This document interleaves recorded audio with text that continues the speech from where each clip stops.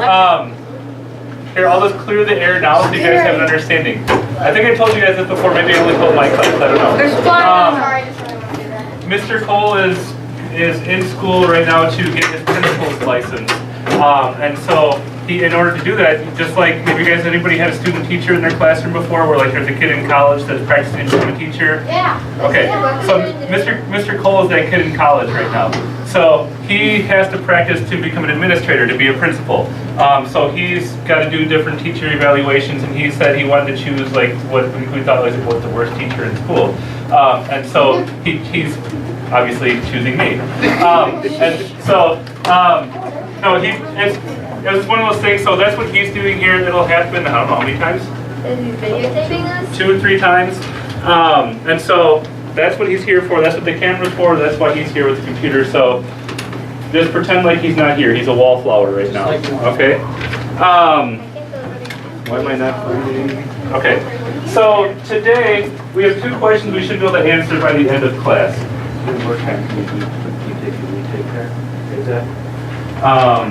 We have 2 questions. What's the first one?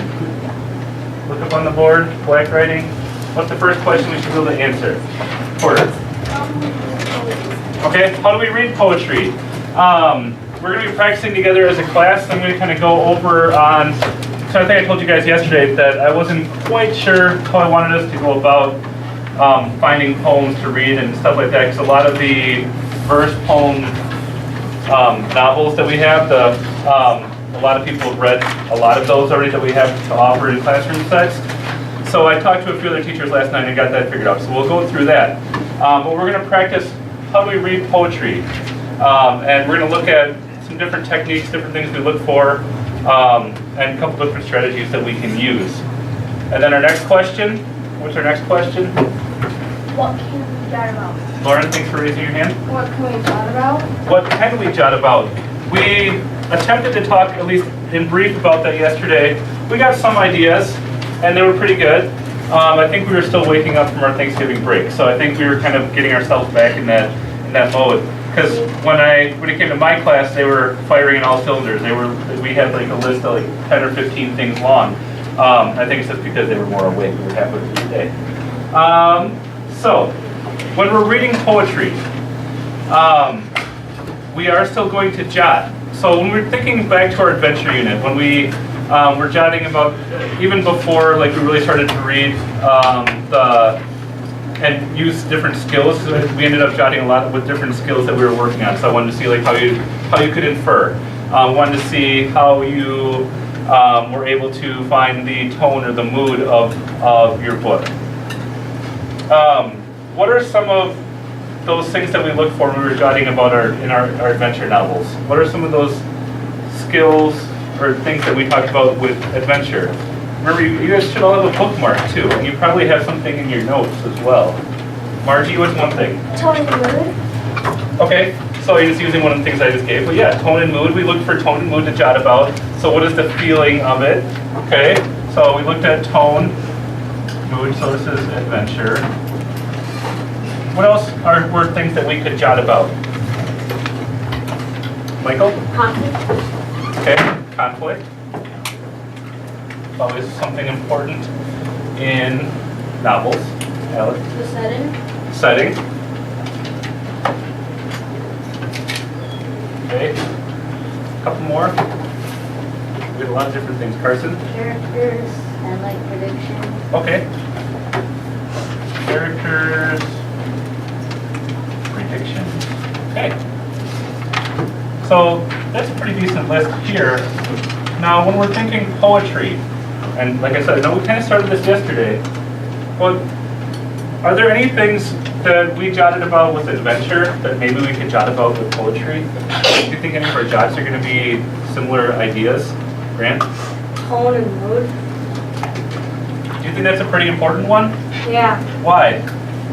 Because when like Edgar Allan Poe, he was like a dark person, and in his poems he can't be like great and happy, frolic into the flowers, fields and butterflies. Yeah. The thing that keeps on coming back is kind of one of the more common things that we, although ours came back here way at the bottom, I think my class is the first thing that said. Poetry is a lot about expressing feelings, right? So there's going to be a definite tone or mood that we're going to be looking for that you should be able to pull out. I mean, thinking about Edgar Allan Poe versus Shel Silverstein's sister for sale, we listened to both of those yesterday. Big difference in tone and the mood there, right? All poetry, you should be able to pull out that tone or mood and kind of feel it. Oh, some you're going to struggle with more than others, right? Tally.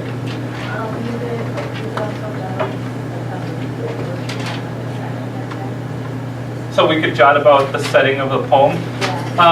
We could. Do you think the setting is going to be something that comes out? Like if it's about a setting or something, because sometimes they'll like write about how like there was one that I don't remember what the poem was called, but it was like about the beach, I guess, and how the waves coming out. So sometimes setting might work, right? Like what do you notice about the setting? Why are they choosing that place? Like, why would they jot about a beach versus, like, and talk about its beauty instead of, like, an old nasty river that has, like, garbage and soda cans and stuff like that all over it, right? Like, so you could, setting probably won't be the most common or the most used just because sometimes in a poem you don't even get an idea of the setting. But the example you gave was perfect. So there was a definite setting there. But like I said, probably not a common one, but it certainly could be one you jot about. Conflict, because it's usually like character versus self or character versus character. In conflict in poetry, you feel the conflict, don't you? Okay, so you can feel it. Sometimes it's hard to really tell what that conflict is. Might you still write about it? Sure. Might you jot about it? Sure. But with conflict, it's hard to tell because in order to understand the conflict, we need to understand our characters, we need to understand our problems, and how they're kind of progressing through. In some poems, we're going to get that. So like if you're reading, here, I'll get this one, because I'm going to start reading this.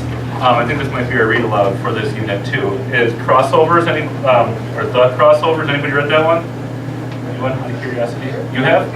Okay.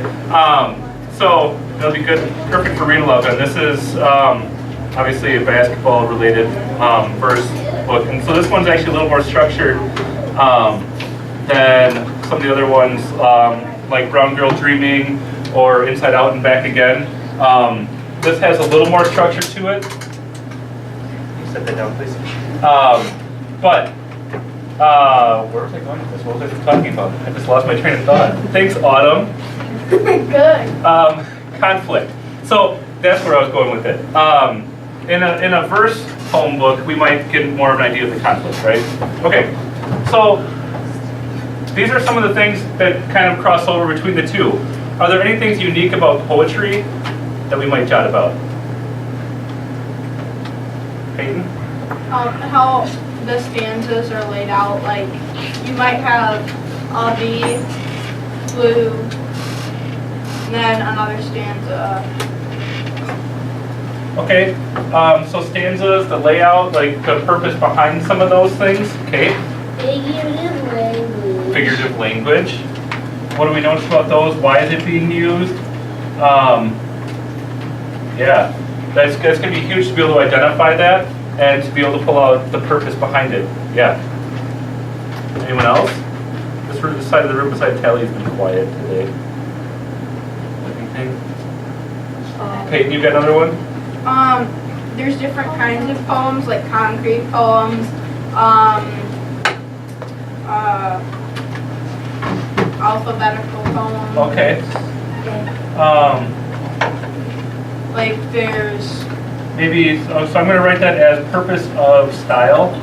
So like, why did they choose that style of poem maybe? reversal poems. Right. So in 6th grade, we like to take things beyond just being able to identify. We like to try to take things to analyze. So like we did a setting. We took it beyond just saying, hey, this is the setting of my poem, or my story, this is how I know it. We analyzed, we decided, tried to figure out, hey, why is the author choosing this setting? How does it impact the story? What are some predictions we can make based on the setting? So, yeah, so we're looking at not just what style of the poem is it, or what kind of rhyme scheme there is, but why. Why is the author doing that? So our next step, I've got much like I gave you the bookmark for during the adventure, I got this that, you didn't get one? You want one? Sure. I'm not tripping very well, but you can figure that out. Okay, responding to poetry. You're going to get this, my new paper passers. That's what I was just looking for. The paper passers. It is December, which is crazy. So Michael, Sam, and Taylor. Okay. What? Okay. So each person needs one of these. Now let's go to Michelle. Okay, so I would either, I'll give you the kind of the choice here. Either just keep these in your folder if you do a good job keeping things organized in your folder, or, can I borrow this up? Michelle. Or Alex, sorry. Keep on doing that. So, I'm going to explain that. So the two options with this, thank you. Two options with this responding to poetry. So this is similar to your bookmark that you got with Adventure. This kind of gives you a list of things that you could jot about. So if you're stuck, you have this as a reference point. So you could keep it in your yellow folder if you feel like you're someone that keeps organized pretty well. Or what you could do is in your notes section of your reader response notebook. And I don't think it's going to fit across very well. So what you could do is just I have glue sticks out here. We're not going to do it right now, but during work time, if you'd rather put it in your reader response notebook, I would just take the page, turn it sideways, and glue it in there. Or you could tape it too, either way. But that way you have it, and you can even label it for what it's for. So, I'll get that back to you. So the things we notice on here, as you're looking at that, Phoebe, what's the first thing that stands out to you?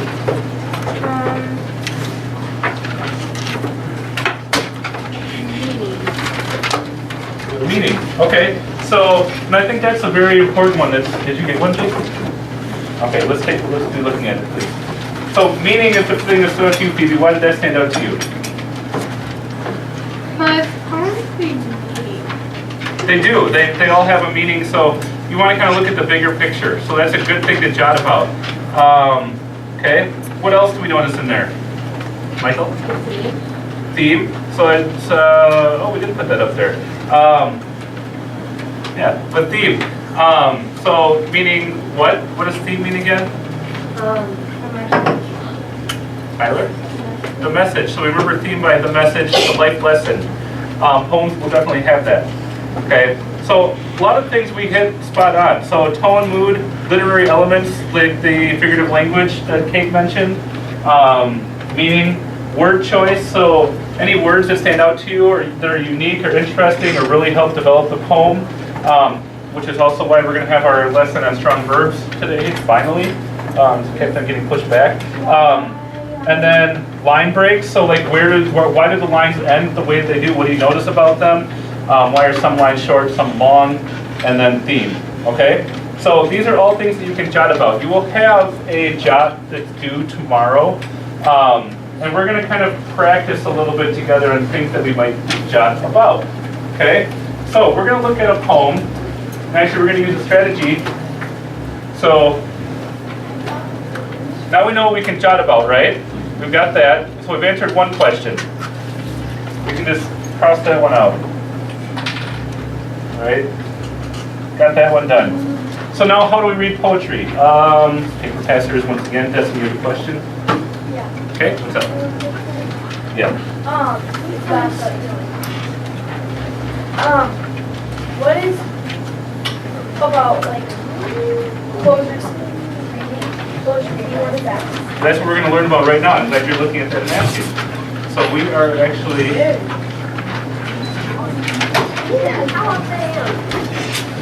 I know, we noticed the cow upside down right over, right? No, why is there cow upside down? Better question would be why not? Upside down cow?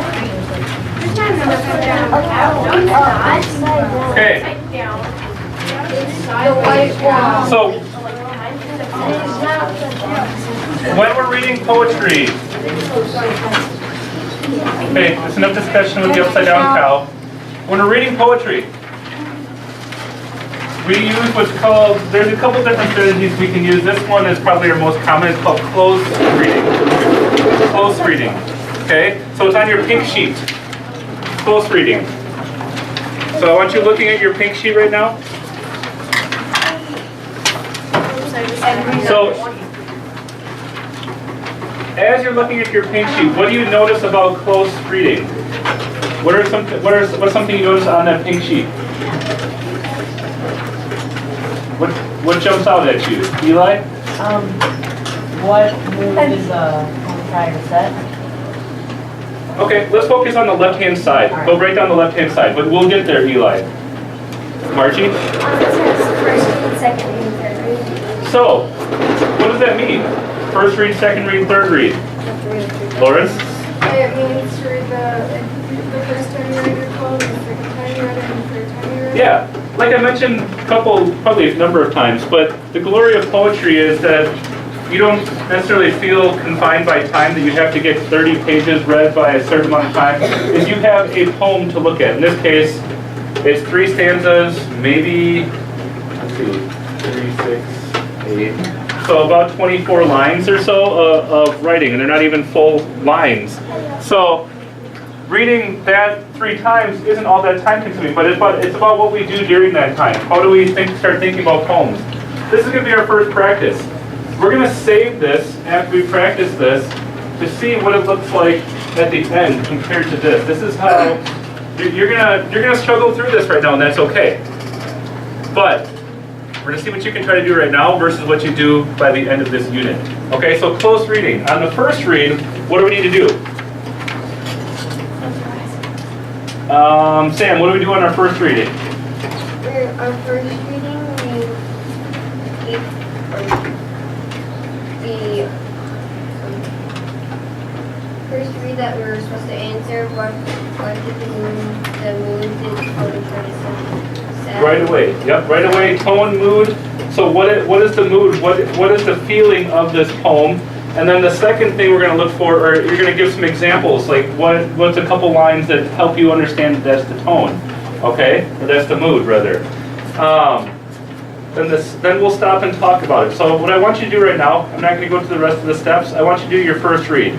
So on your own, read through the poem, write about what you think the mood is, and give a few write down a couple examples that you think lead to that. We're going to do that individually. Okay? If you have questions, please raise your hand. I'll come around and help you. I'd like everyone to give it a shot individually to start. Yes, sir. Okay, so you're going to read the poem, and you're going to, after reading it, you're going to write down what you think the mood of that poem is. So what is the feeling you get from this poem?